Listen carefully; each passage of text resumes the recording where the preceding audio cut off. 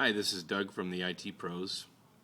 Today's video is an explanation on how to set up a couple of Dell PowerConnect 6248 switches for the configuration that you see here on the screen.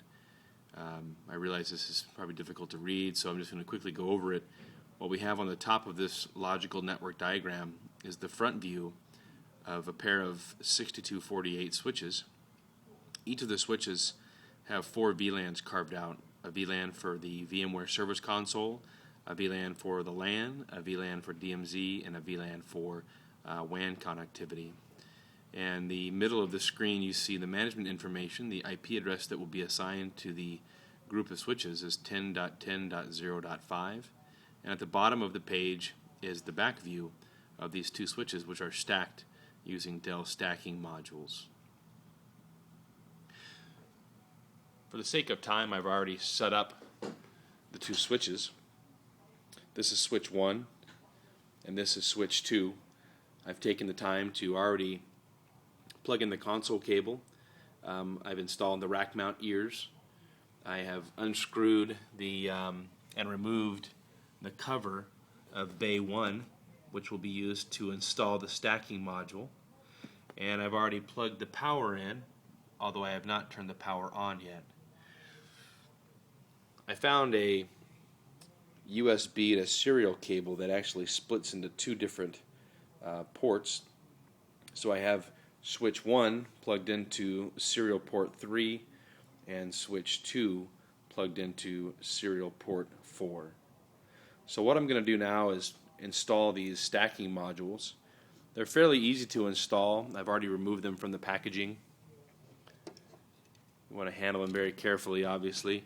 And you'll see that on the back of these there's a slot or a groove that fits pretty snugly into the bay. So just slide it back until you feel the module connect with the back plane, and then just finger tight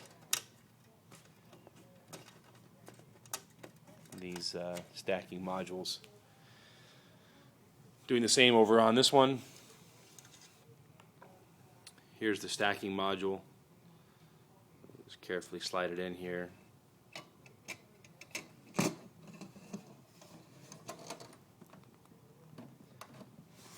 No need to push hard, just as if you were sliding in a PCI card or something on a motherboard.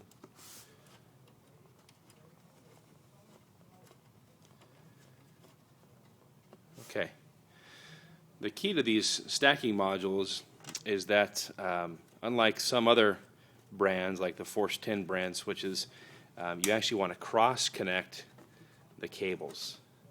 So XG1 on switch 1 will actually be plugged into XG2 on switch 2.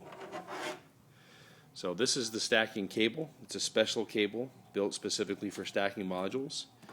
And we'll slide this cable into XG1, and you hear it click. And then we'll take this other side, making sure that up is properly labeled up. Plug it into XG2 until we hear it snap, and then do the same thing with XG2 on switch 1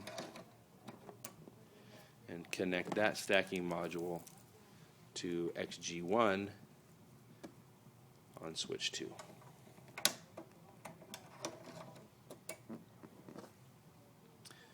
And that's how you install stacking modules on the PowerConnect 62, 24, and 48 switches. Now, neither of these switches are powered on yet. They're both unboxed for the very first time today. No configuration yet.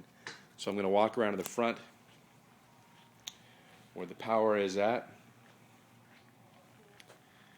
and I'm going to power these on. And when they power on, we'll go through an initial configuration of the operating system, and then we're going to upgrade, download and upgrade the firmware on these boxes, because they rarely come with the correct firmware.